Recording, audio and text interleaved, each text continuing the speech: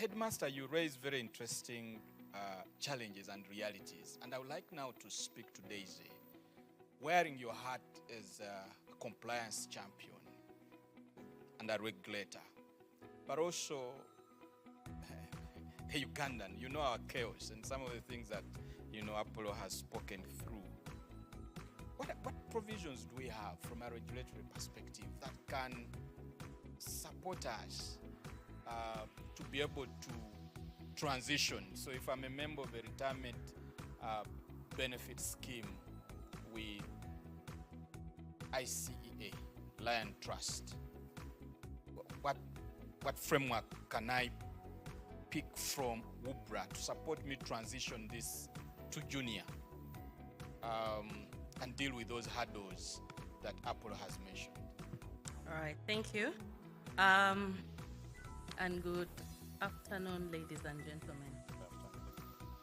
So as a regulator, of course, there's lots of framework in place, and not just with WUBRA, with other financial sector regulators that have put frameworks in place to support each and every one of us.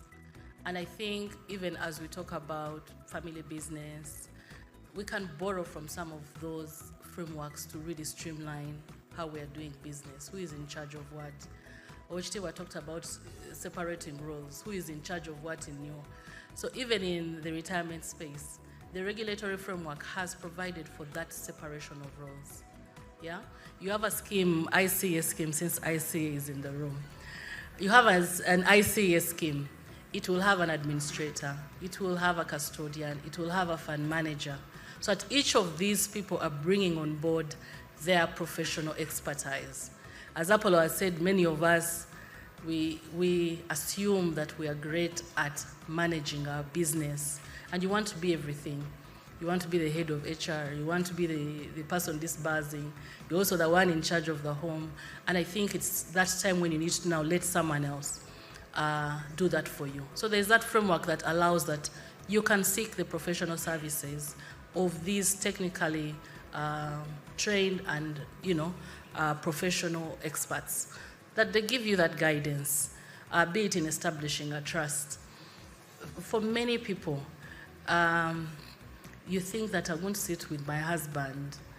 For us women, as Apollo has said, your husband is your key financial advisor until things collapse, and then you realize that I could have gone to TARA Advocates, I could have gone to ICEA and saved this money through a process that is already regulated. In our regulatory framework, we also have things as basic as nominating beneficiaries. Apollo is talking about updating our records. And I saw only 2 people even interested in that statement, because many of us, especially the elite, we don't want to hear of it. We have had schemes where the members have categorically stated, hey, I'll die. When I die, they will sort themselves.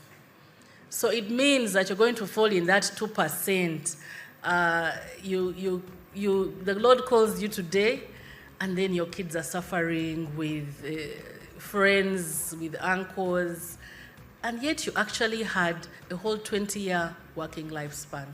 So the framework has allowed that you can actually nominate your beneficiaries to be able to support also the ICAs who are managing your money to hand over effectively. Otherwise, there is no position anyway for the people you leave behind.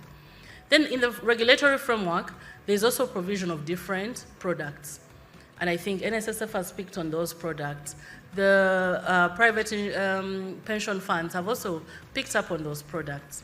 What this means is, must I go and get my 500 million from NSSF at once? I've never handled 50 million, but I want to go and get 500. And in that moment, I will remember that there's a hotel room at Protea where I need to spend a night. There's lots of things that people do. But also the people that Apollo is talking about are lurking around and waiting. You have received your 500 million, and then they start advising you. Yeah? NAM is selling their asset. Can you buy it? You've not even started selling, but someone is telling you they are selling, and you jump on that. And someone starts, in that process, you lose it all. So the framework has allowed that you can now hinge on products that are in the market to help you manage but also sustain. This 500 million should take you through, a period of time. Statistics are showing us that post-retirement, and retirement here we're looking at 60. Post-retirement, we're living for another 18 years on average. Yes. But what Apollo hasn't told you, I don't know if they said that at the start, almost 95% of the savers in NSSF have less than 50 million shillings. What is 50 million shillings going to do for you and I for 18 good years? So we need to rely on these frameworks, we need to rely on the professionals, but also you have a regulator or regulators that are looking out for you.